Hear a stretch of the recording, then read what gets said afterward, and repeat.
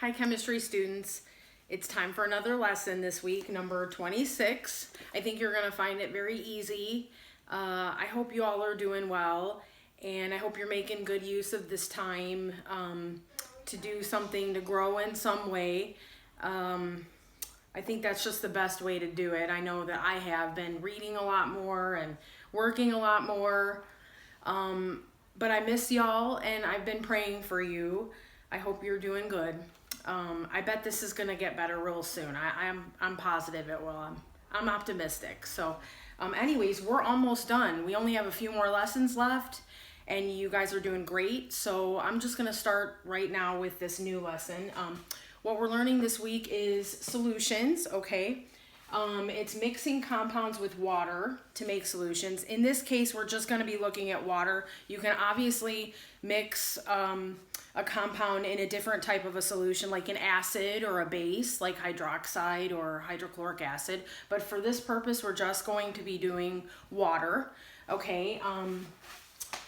So what we're doing in this lesson is we're learning how to measure how much compound is in the water before we use the solution in a reaction, okay?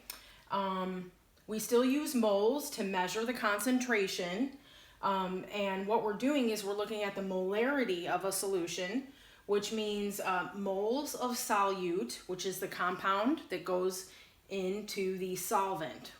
In this case, it's water, usually. So it's moles per liter, that's molarity, okay? If I have a 1 molar solution, it means it's 1 mole per 1 liter, okay? If I have a 2 molar solution, it's 2 moles per 1 liter. If I have a 3 molarity solution, it's 3 moles per 1 liter, and so on and so on. 4 moles over 1 liter equals 4 molarity of a solution, okay? And then we'll know exactly how much of that compound is in that solution.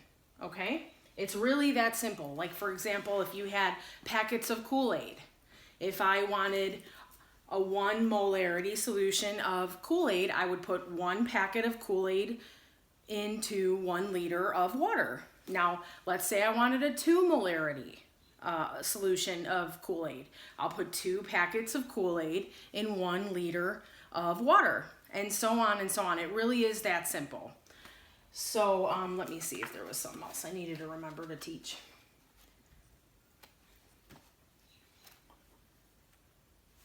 So again, the solute is the compound and the solvent is the liquid, okay? You can read the chapter. It's really good at explaining this too. I think that I explained so we're going to do an example real quick to figure out the molarity of a solution, okay?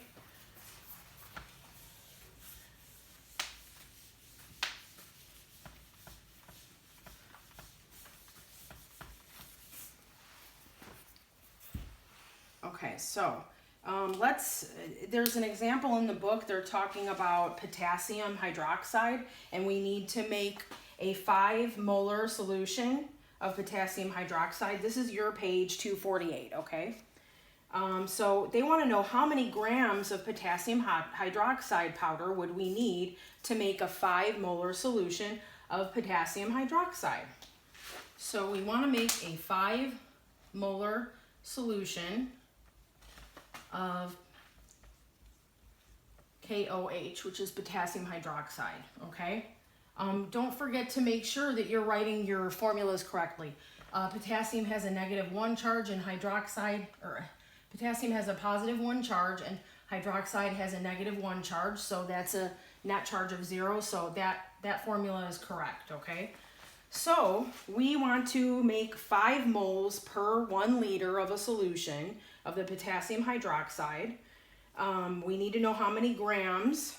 So what we need to do is figure out what the formula weight is of potassium hydroxide, okay?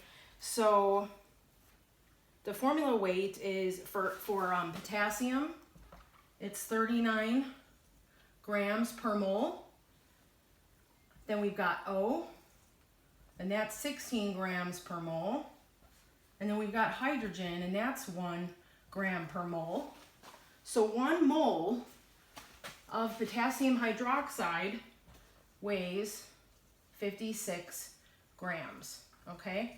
Now we need a 5 molar solution of potassium hydroxide. So all we do is take that molar weight, that molecular weight, and multiply it by 5.